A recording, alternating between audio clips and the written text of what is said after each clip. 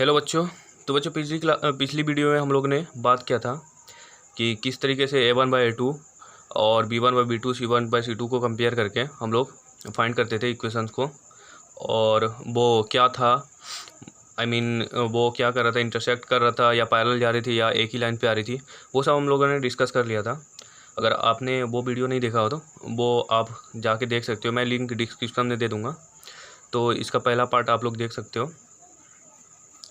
तो चलिए हम लोग आज बात करेंगे क्वेश्चन नंबर 5, क्वेश्चन नंबर 6 और क्वेश्चन नंबर 7। और इसके साथ साथ ये एक्सरसाइज 3.2 है। Question number 5, question number 6, question number 7, इसका मैंने ये सब पार्ट हम लोगों ने डिस्कस कर लिया था। सारा पार्ट हमने अलग से वीडियो में डिस्कस कर लिया हूँ। तो आज हम लोगों ने ये वाला डिस्कस करेंगे और साथ ही साथ हम लोग सब्स्टिट्यूशन मेथड को भी डिस्कस करेंगे, जो कि बहुत ही इंपॉर्टेंट होता है बोर्ड एग्जाम में। CBSE ICSE जो भी बोर्ड हो उसमें से बहुत ही इंपॉर्टेंट होता है वो क्वेश्चंस। तो चलिए हम लोग सबसे पहले ये तीनों क्वेश्चंस पे डील कर लेते हैं फटाफट, और उसके बाद चलते हैं आगे क्वेश्चंस में।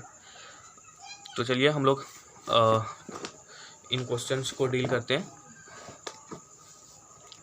तो सबसे पहले आप लोग रीड मारो क्वेश्चंस को, देखो बोल क्या रहा है। क्वेश्चन नंबर 5,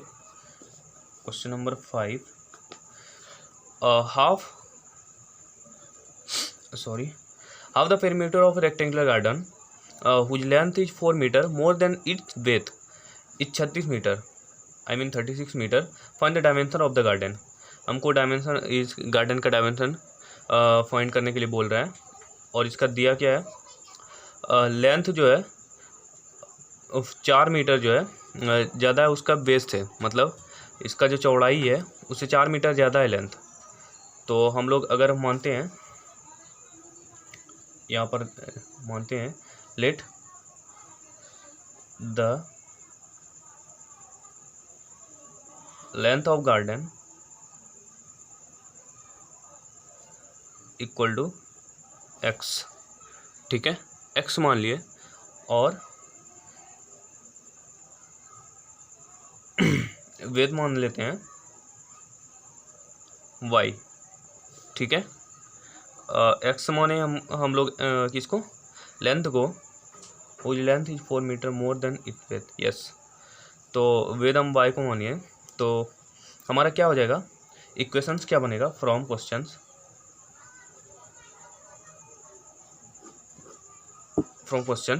हम लोग क्या करते हैं। सबसे पहले देखो इसमें से दिया है 4 metre more than its width. हमारा जो x है, लेंथ जो है इससे मतलब 4 ज़्यादा है। तो अगर x में हम y घटाते हैं तो वो 4 आता है। मतलब अगर इससे ये 4 ज़्यादा है तो इससे इसको घटाएंगे तो ऑब्वियसली बात है 4 आना चाहिए, ठीक है। तो सबसे पहले क्या हो जाएगा, x minus y equal to 4, question number 1। ये आप लोगों को समझ में आ गया होगा आई थिंक। ये देखो, अगर हमारे पास मान लो एक वेट है आई थिंक 16 kg और एक वेट है 20 kg, तो इससे कितना है, ये 4 kg ज़्यादा है, ठीक है। अगर हम 20 kg में से 16 kg घटाएंगे, सब्सट्रैक्ट करेंगे तो कितना आना चाहिए, 4 kg ऑब्वियसली। तो यही मैंने यहाँ पर क्या है, अगर ये हमारा 4 ज़्यादा है इससे, तो इसको इसमें से सब्सट्रैक्ट करने के बाद 4 आना चाहिए। तो वही मैंने यहाँ पर कंडीशन लगा दिया है, ठीक है। और आगे देखो इसमें से क्या बोल रहा है, हाफ ऑफ पेरीमीटर, रेक्टेंगुलर जो गार्डन है हमारा, उसका हाफ ऑफ पेरीमीटर 36 मीटर हमको दिया हुआ है। हमारा मान लो ये हमारा एक गार्डन है, तो हमारा फुल पेरीमीटर क्या होता था, फुल पेरीमीटर होता है 2 इंटू, ये मान लो L है और ये B है, तो L प्लस B होता था, ठीक है। अगर हमको हाफ ऑफ पेरीमीटर दिया हुआ है तो L प्लस B होता है, ठीक है। तो इसमें भी वही करेंगे, x plus y equal to 36, ठीक है। इक्वेशन नंबर 2 ये हमारा आ गया। अब इसको हम सॉल्व करते हैं। सॉल्व करने का मेथड हम आपको बता दिए, आप लोग चलो मैं यहाँ पर डिस्कस कर लेता हूँ। अभी इसके बाद मैं सब्स्टिट्यूशन मेथड पे भी आता हूँ कि सब्स्टिट्यूशन मेथड से कैसे हम लोग इन्हीं इक्वेशंस को हम लोग फाइंड कैसे करते हैं, सॉल्व कैसे करते हैं। तो नॉर्मली हम यहाँ पर कोई एक जनरल, जैसे हमारा जनरल फॉर्म एक इक्वेशंस को फाइंड करने का यहाँ पर हम बता देते हैं। तो जैसे देखो यहाँ पर हमारा ये y माइनस में है और ये प्लस में है, अगर हम ऐड करते हैं तो अदरवाइज अगर सब्सट्रैक्ट करते हैं तो हमको साइन यहाँ पे चेंज करना पड़ेगा। हम ऐड कर रहे हैं, ठीक है, ऐड कर रहे हैं तो ये दोनों हमारा क्या हो जाएगा, कैंसिल हो जाएगा, ठीक है। अगर ऐड करते हैं तो ये दोनों हमारा कैंसिल हो जाएगा, ठीक है।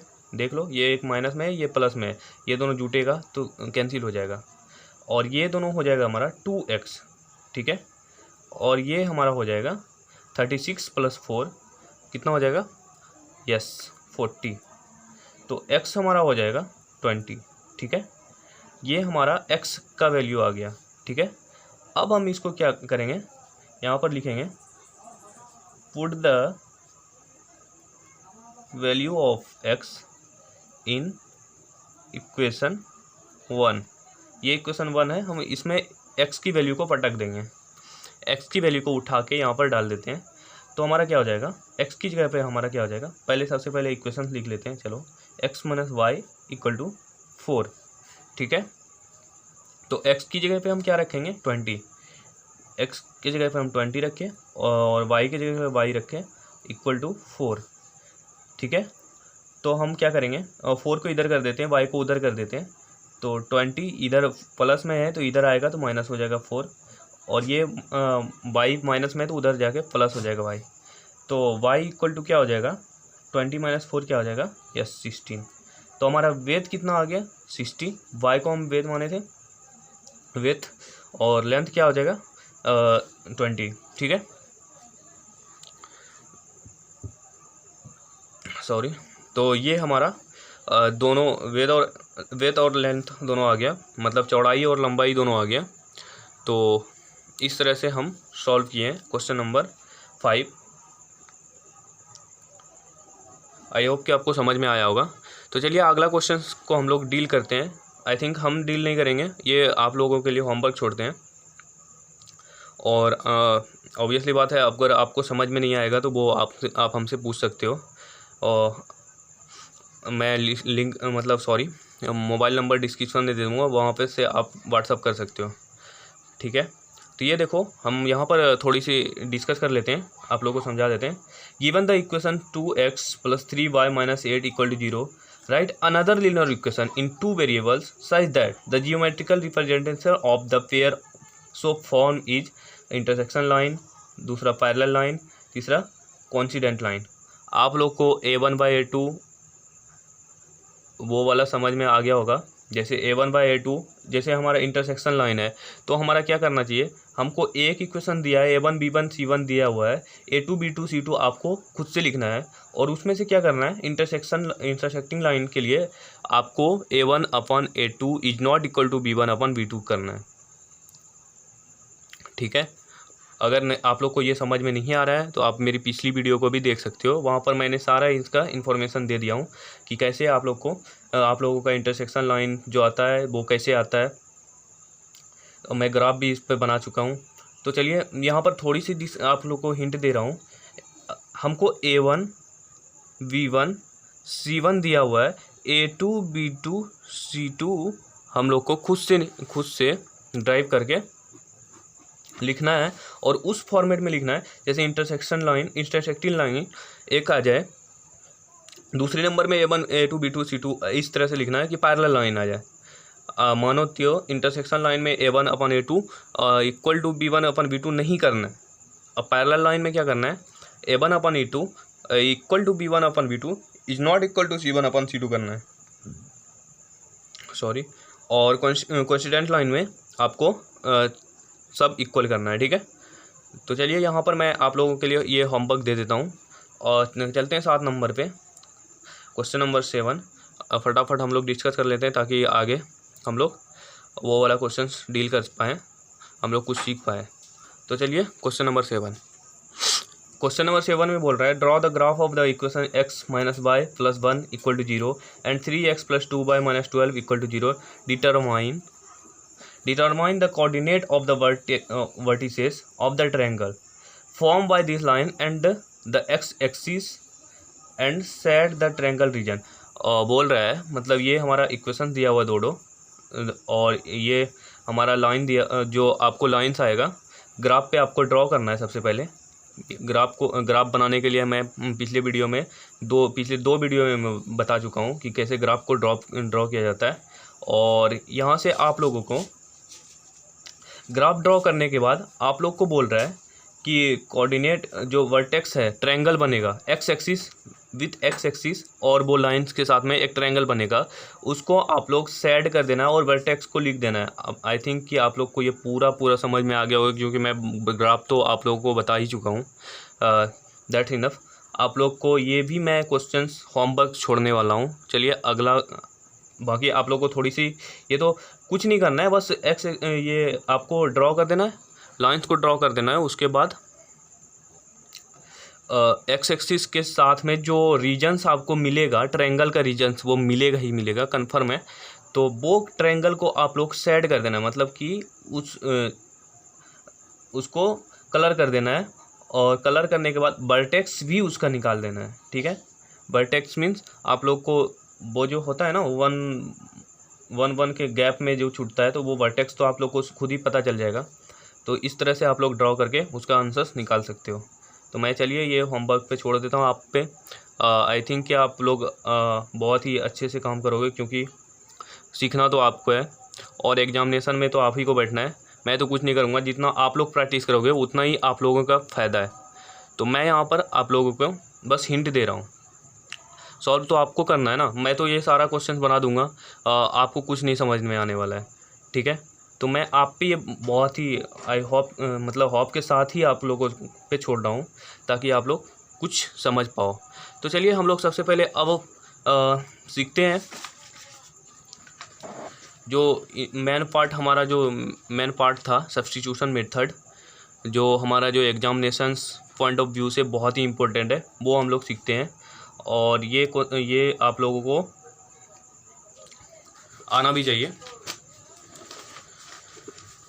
तो चलिए यहाँ पर हम लोग देखो, क्वेश्चन बोल रहा है एक्सरसाइज 3.3। यहाँ पर हम एक्सरसाइज 3.3, ठीक है, और question number 1, solve the flowing pair of linear equation by the substitution of method. Sorry दोस्तों, तो चलिए यहाँ पर क्या सॉल्व करते हैं। Solve the flowing pair of linear equation by the substitution method. तो हमको सब्स्टिट्यूशन मेथड से इसको सॉल्व करना है। तो सबसे पहले क्वेश्चन नंबर 1 हम लोग सीखते हैं किस तरह से हम लोग सॉल्व करेंगे। तो है क्या, x + y = 14, x + y = 14 equation number 1 है। ठीक है, इक्वेशन नंबर 2 क्या है, x - y = 4। ये है हमारा इक्वेशन नंबर 2। अब आप लोग सबसे पहले क्या करोगे, इक्वेशन नंबर कोई भी एक इक्वेशन को आप लोग उठाओगे। ठीक है, मैं यहाँ पर इक्वेशन नंबर 1 या 2 किसी को भी उठा लेता हूँ। चलो 1 को उठा लेता हूँ। फ्रॉम इक्वेशन 1, ठीक है। आप लोग मतलब सब्स्टिट्यूशन का मतलब क्या है, मतलब किसी भी वैल्यू को सब्स्टिट्यूट करना। ठीक है, किसी भी एक वैल्यू को सब्स्टिट्यूट करना है, वो किस में, दूसरे इक्वेशन में। किसी एक इक्वेशन से एक वैल्यू को एक वेरिएबल के वैल्यू को निकालने के बाद दूसरे इक्वेशन में सब्स्टिट्यूट करने को ही सब्स्टिट्यूशन मेथड बोलता है। चलो वो देखो, यहाँ पर देखो इक्वेशन नंबर 1 से हम लोग चल रहे हैं। तो x + y = 14 है। ठीक है, ये है हमारा इक्वेशन नंबर 1। हम यहाँ से या तो y की वैल्यू निकालते हैं या तो x की वैल्यू, एक को एक तरफ कर देते हैं और दूसरे बाकी सब वेरिएबल्स को एक साइड में कर देते हैं। हम सिर्फ एक ही वेरिएबल को निकालेंगे। तो मान लो हम x को एक साइड कर लेते हैं और y और 14 को उधर कर देते हैं, ताकि हम x की जगह पे हम इसको रख सकें। ठीक है, तो हम यहाँ पर x = 14 - y कर देते हैं। आप लोगों को समझ में आ गया होगा ये क्या है, x = 14 - y। हम x जो है 14 माइनस वाई कर दिए हैं, तो x की जगह पे हम यहाँ पर 14 माइनस वाई को आप पुट कर सकते हैं, इसलिए हम ऐसा कर रहे हैं, सब्स्टिट्यूट करेंगे हम यहाँ पर। ठीक है, तो हम इक्वेशन नंबर इसको 3 मान लेते हैं, और ये हम x की वैल्यू को मान लो put the value of x in equation second में हम इसको रखेंगे और इसकी वैल्यू को सब्स्टिट्यूट करेंगे। तो सेकेंड हमारा इक्वेशन क्या है, x minus y equal to 4। ठीक है, x की जगह पे हम क्या रखेंगे, 14 माइनस वाई, 14 माइनस वाई, और एक माइनस हमारा एक पहले से माइनस वाई है, ये हम रखे हैं, और ये हम हमारा ये वाला है। x की जगह पे हम 14 माइनस वाई रखे जो कि ये था, और एक माइनस वाई था, और इक्वल टू हमारा 4 है। ठीक है, अब देखो ये माइनस वाई माइनस 2 वाई हो जाएगा, और 14 माइनस 2 वाई इक्वल टू 4। अब 2 वाई को उधर माइनस 2 वाई को उधर करेंगे तो प्लस 2 वाई हो जाएगा, और 4 को इधर करेंगे तो माइनस 4 हो जाएगा। तो 14 माइनस 4 इक्वल टू 2 वाई। तो 14 माइनस 4 मीन्स 10, तो 2 y equal to 10। Sorry 2 y equal to 10। Sorry, आप लोग को एक बार रिपीट कर देते। देखो x के जगह पे हम क्या रखें, सॉरी यहाँ पर x सेकंड नंबर था, हम x की वैल्यू पहले निकाले, यहाँ तक तो आई होप की समझ में आ गया होगा। अब क्या किए, इस x को इसमें पटक दिए। ठीक है, तो इस पहले इक्वेशन को लिख लिए, x minus y equal to 4। ठीक है, और 14 माइनस वाई को हम क्या किए, 14 माइनस वाई जो था यहाँ पर x की वैल्यू, और यहाँ पर हम रख दिए। तो 14 माइनस वाई और एक माइनस वाई पहले से था इक्वल टू 4। ठीक है, तो ये हम सॉल्व करने के बाद जो आ रहा है 2 वाई इक्वल टू 10, और y इक्वल टू आ जाएगा 5 से कटेगा, तो y इक्वल टू 5 आ गया। अब ये y हम कहीं भी रख सकते हैं, इनमें या इनमें कहीं भी रख सकते हैं, 3 इक्वेशन है हमारे पास।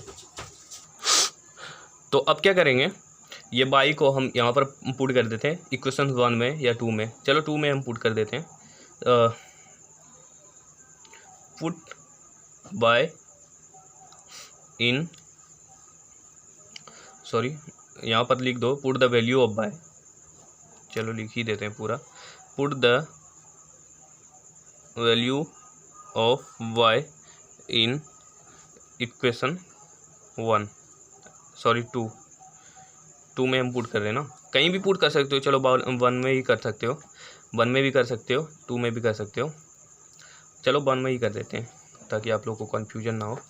x प्लस वाई, तो क्या था, x plus y equal to 14। तो x हमारा क्या है, x तो x ही है, x प्लस वाई का वैल्यू कितना आया 5 इक्वल टू 14। तो x इक्वल टू क्या आ जाएगा 14, प्लस में 5 है तो उधर जाएगा माइनस हो जाएगा, तो 14 minus 5, 14 minus 5 means 9, x equal to 9। तो हमारा वैल्यू क्या आया, x equal to 9, x equal to 9 और y इक्वल टू 5। ये हमारा आंसर आ गया। आई होप कि आप लोग को पूरी बात समझ में आ गया होगा। और तो यहाँ पर से आप लोग को पूरा समझ में आ गया होगा। आई होप कि अगर कुछ समझ में नहीं आया होगा तो आप लोग मुझे मैसेज कर सकते हो। तो चलो हम लोग क्वेश्चन नंबर 2 देखते हैं। ये था हमारा सब्स्टिट्यूशन मेथड, और क्वेश्चन नंबर 2 में देखो क्या है, s minus t equal to 3, s by 3 plus t by 2 equal to 6। अगर आप लोगों को समझ में नहीं आएगा तो क्या करेंगे, कुछ नहीं कर सकते हैं, मैं तो कोशिश करूँगा समझाने की, और क्या कर सकता हूँ। s minus t equal to 3, s upon 3 plus t upon 2 equal to 6। ये हमारा इक्वेशन नंबर 1, ये हमारा इक्वेशन नंबर 2।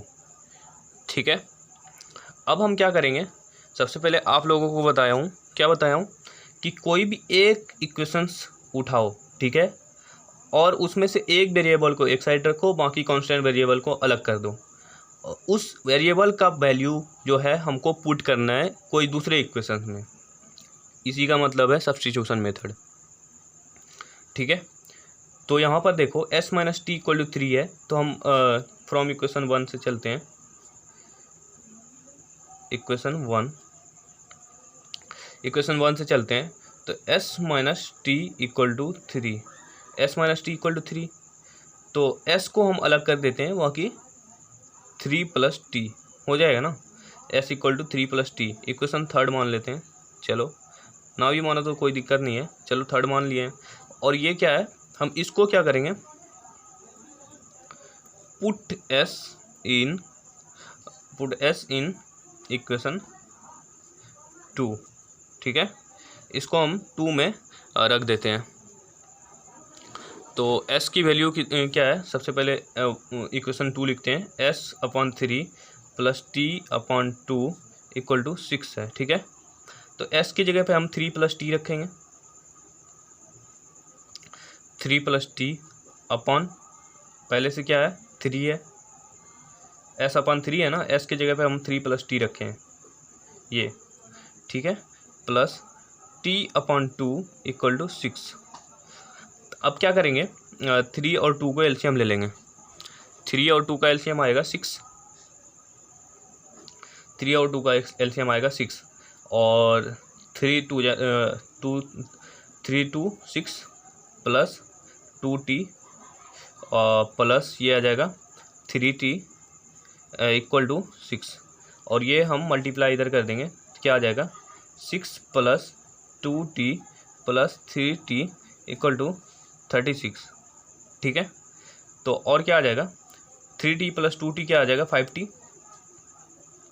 5t, और ये 6 जो है उधर कर देते हैं, तो 36 माइनस 6 हो जाएगा 30, और t इक्वल टू हो जाएगा 6 से जाएगा, तो t इक्वल टू हो जाएगा 6। ठीक है, t इक्वल टू हो जाएगा 6। अब हम ये t की वैल्यू कहाँ पुट करेंगे, इक्वेशन 1 में। ठीक है, put the value of t in equation 1। ठीक है, इक्वेशन 1 हमारा क्या है, s minus t equal to 3, और t का वैल्यू हम पुट करेंगे 6 यहाँ पर, तो s माइनस 6 इक्वल टू 3, तो s हो जाएगा हमारा 9, ये 6 इधर आएगा प्लस में, और 3 प्लस में है 9 हो जाएगा, और तो s 9 आ गया, और t हमारा कितना आया था, t हमारा आया था 6, ये हमारा आंसर है।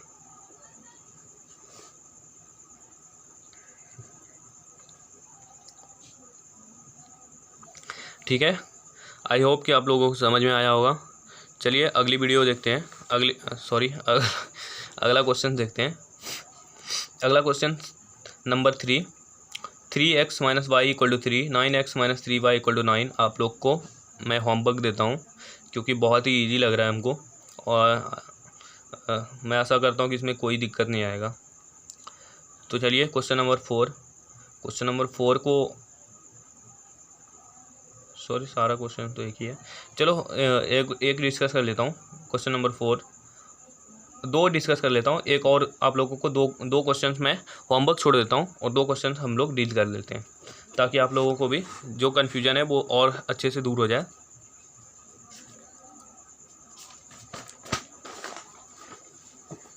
चलिए यहाँ पर हम क्या करते हैं, क्वेश्चन नंबर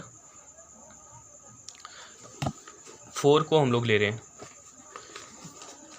क्योंकि आप लोगों को थोड़ी सी डरावनी टाइप का लगता होगा, क्योंकि पॉइंट आ गया है और ऐसा कुछ नहीं है। तो चलो हम लोग सॉल्व करते हैं। सबसे पहले क्वेश्चन नंबर 4 को उठाते हैं और लिखते हैं, क्या था हमारा क्वेश्चन नंबर 4, आप लोग देखो, 0.2x plus 0.3y equal to क्या है 1.3, इक्वेशन 1। जैसे हम लोग मानते हैं वैसे ही मानेंगे, सारा चीज़ वही करेंगे, कुछ नहीं। और आप लोग को कुछ डरना उड़ना नहीं है, मैं हूँ तो डरने की कोई ज़रूरत नहीं है, क्योंकि आप लोगों को बहुत ही सिंपल तरीके से मैं समझाने की कोशिश करूँगा। ठीक है, इक्वेशन नंबर 2 ये भी कर दिए। चलो अब फ्रॉम इक्वेशन 1 से चलते हैं, जैसे चल रहे हैं फ्रॉम इक्वेशन 1। तो क्या है हमारा equation 1, 0.2x plus 0.3y equal to 1.3, यही है ना। तो हम क्या करेंगे, एक वेरिएबल को एक साइड कर लेते हैं, बाकी कांस्टेंट सब उस पर कर देते हैं। तो 0.2x equal to 1.3 minus 0.3y, ये है हमारा फिर x जो है ये 0.2 को उधर कर देते हैं, 1.3 माइनस 0.3y अपॉन 0.2, ये हमारा x का वैल्यू आ गया। ठीक है, इक्वेशन 3 इसको भी मान लेते हैं। अगर आप डिवाइड करके इसको मतलब छोटा करना चाहते हो तो कर सकते हो। बाय द वे मैं कुछ नहीं कर रहा हूँ, मैं डायरेक्ट यहाँ पर पुट करूँगा और कुछ नहीं करूँगा। नहीं तो छोटा कर लो, आई थिंक यहाँ पर थोड़ी सी कन्फ्यूजन ना हो। तो चलो हम छोटा कर लेते हैं, x इक्वल टू 1.3, चलो यहाँ पर डायरेक्ट हम काट देते हैं, नहीं आप लोग को थोड़ी समझ में नहीं आएगी। 1.3 अपॉन 0.2 माइनस 0.3 अपॉन 0.2, ये बाई है। तो ये पॉइंट हम हटा देते हैं, 13/2 कर देते हैं, और यहाँ पर पॉइंट हटा देते हैं, माइनस 3/2 वाई कर देते हैं। ठीक है, x ये हमारा आ गया। अब x आ गया तो हम क्या करेंगे, x को हम 2 में पुट कर देते हैं, पुट x इन इक्वेशन 2 में हम पुट कर देते हैं। 0.4 है, x के जगह पे हम क्या करेंगे, 13/2 माइनस 3/2 y, और यहाँ पर प्लस 0.5 y इक्वल टू 2.3, ये है हमारा इक्वेशन 2 में हम पुट करने के बाद ये आया। और 0.4 से हम मल्टीप्लाई करेंगे 13/2 को, तो क्या आ जाएगा, 13 into 0.4/2 minus multiply 0.4 into 3/2 y plus 0.5 y equal to 2.3, ये आ गया। हम क्या करते हैं यहाँ पर ये पॉइंट को हटाते हैं, और पॉइंट को हटाने के बाद हम क्या करेंगे, नीचे 10 से मल्टीप्लाई करेंगे, यहाँ भी वही करेंगे, 10 से मल्टीप्लाई करेंगे, और 2 2 जा 4 हो जाएगा, और यहाँ पर 2 2 जा 4 हो जाएगा।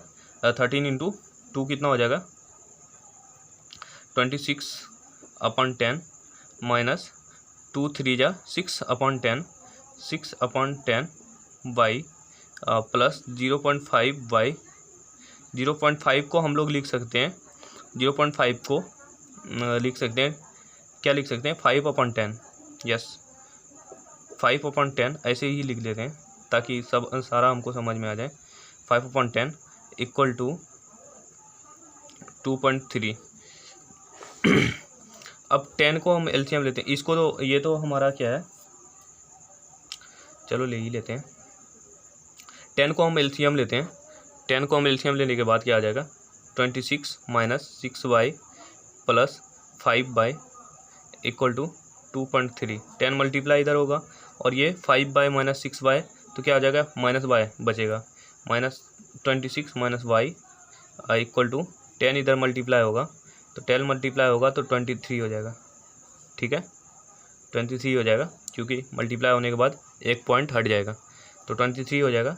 और y इक्वल टू क्या आ जाएगा, y इक्वल टू 26 माइनस 23, तो y इक्वल टू हो जाएगा 26 माइनस 23 मतलब 3, तो ये हमारा y आ गया।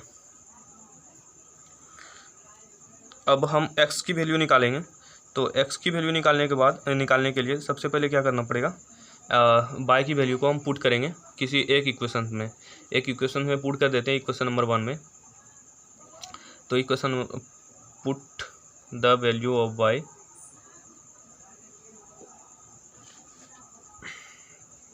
इन इक्वेशन 1 में हम पुट कर दिए, तो 1 में पुट करने के बाद 0.2x प्लस 0.3 y का वैल्यू 3 है इंटू 3 इक्वल टू 1.3। आप लोग को क्या करना है, 3 into 3 9, 0.9, 0.2x plus 0.9 equal to 1.3। ठीक है, 1.3, तो 0.9 उधर कर दो, 0.2x इक्वल टू 1.3 माइनस 0.9 तो क्या आ जाएगा हमारा 0.4 आ जाएगा। यस 0.4 आ जाएगा। तो 0.2x इक्वल टू 0.4 और x इक्वल टू आ जाएगा x इक्वल टू हो जाएगा, ये पॉइंट हट जाएगा और 2 2 जा 4 हो जाएगा, x इक्वल टू 2 हो जाएगा। तो y इक्वल टू हमारा 3 था और x इक्वल टू 2, ये है हमारा आंसर। ठीक है, y हमारा 3 था, x हमारा 2 था। थोड़ी सी मतलब कि इसमें से क्या था हमारा पॉइंट उड़ाने के लिए ये कैलकुलेशन वाला ज़्यादा पोर्शन था, इसलिए हम लोग जल्दी कर दिए। आई होप कि आप लोगों को समझ में आ गया होगा। और यहाँ पर मैं आप लोगों के होमवर्क के लिए ये सब छोड़ देता हूँ क्वेश्चंस, जो आप लोगों को सेकंड नंबर को आप लोगों को टच नहीं करना है। देख लेते हैं। सॉल्व 2x इतना and means find the value of m for which y equal to mx plus 3। ये आप लोगों को टच नहीं करना है क्योंकि ये हम अभी नहीं बताएं। तो आप लोगों को यहाँ तक आप लोग बना सकते हो। ठीक है, इसमें से जो भी प्रॉब्लम होगा आप मुझे व्हाट्सअप कर सकते हो। तो चलिए वीडियो को यहीं ख़त्म करते हैं क्योंकि वीडियो बहुत ही लेंदी होने वाली है। ठीक है, बहुत ही लेंदी हो जाएगी। तो चलो, थैंक यू, मिलते हैं अगले वीडियो में।